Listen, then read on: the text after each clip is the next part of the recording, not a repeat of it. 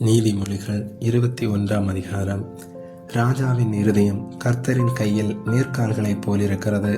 அதை தமது சித்தத்தின்படி அவர் திருப்புகிறார். மனுஷனுடைய வழியெல்லாம் அவன் பார்வைக்கு செம்மையாக தோன்றும். கர்த்தரோ இருதயங்களை நிறுத்து பார்க்கிறார். பலியிடுவதை பார்க்கலும் நீதியும் நியாயமும் செய்வதே கர்த்தருக்கு பிரியம். மேட்டுமையான பார்வையும் அகந்தையான மனமும் உள்ள துன்மார்க்கர் போடும் வெளிச்சம் பாவமே. ஜாக்கிரதை உள்ளவனுடைய நினைவுகள் செல்வத்துக்கும் பதறுகிறவனுடைய நினைவுகள் தரித்திரத்துக்கும் ஏதுவாகும். பொய் நாவினால் பொருளை சம்பாதிப்பது சாவை தேடுகிறவர்கள் விடுகிற சுவாசம் போலிருக்கும். துன்மார்க்கர் நியாயம் செய்ய மனதில்லாதிருக்கிறபடியால் அவர்கள் பால் கடிக்கப்பட்டு போவார்கள். குற்றமுள்ளவன் தன் வழிகளில் மாறுபாடுள்ளவன், சுத்தமுள்ளவனோ தன் கிரியையில் செம்மையானவன். சண்டைக்காரியோடே ஒரு பெரிய வீட்டில் குடியிருப்பதை பார்க்கலும் வீட்டின் மேல் ஒரு மூலையில் தங்கி இருப்பதே நலம். துன்மார்க்கனுடைய மனம் பொல்லாப்பை செய்ய விரும்பும். அவன் கண்களில் அவன் அயலானுக்கு இரக்கம் கிடையாது. பரியாசக்காரனை தண்டிக்கும் போது பேதை ஞானமடைவான். ஞானவான் போதிக்கப்படும் போது அறிவடைவான்.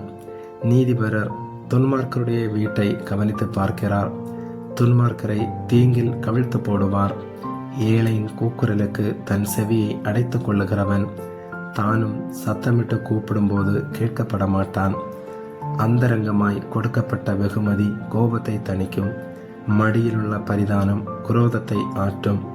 நியாயம் தீர்ப்பது நீதிமானுக்கு சந்தோஷமும் அக்கிரமக்காரருக்கோ அழிவுமாம். விவேகத்தின் வழியை விட்டு தப்பி நடக்கிற மனுஷன் செத்தவர்களின் கூட்டத்தில் தாபரிப்பான். சிற்றின்ப பிரியன் தரித்திரவான்.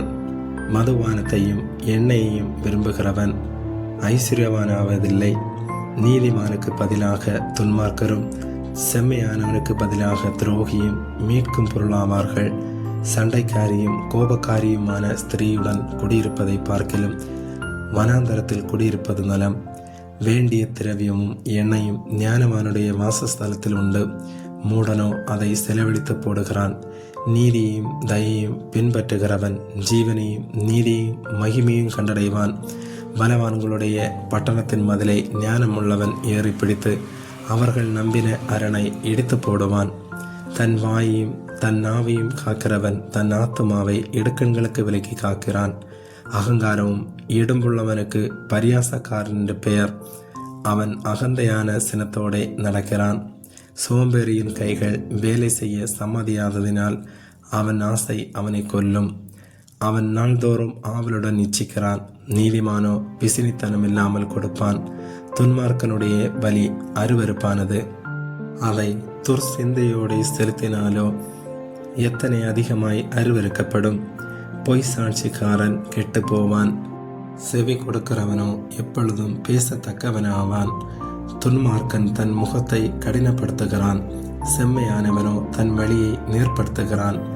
கர்த்தருக்கு விரோதமான ஞானமும் இல்லை, புத்தியும் இல்லை, ஆலோசனையும் இல்லை. குதிரை யுத்த நாளுக்கு ஆயத்தமாக்கப்படும். ஜெயமோ கர்த்தரால் வரும். ஆமேன்.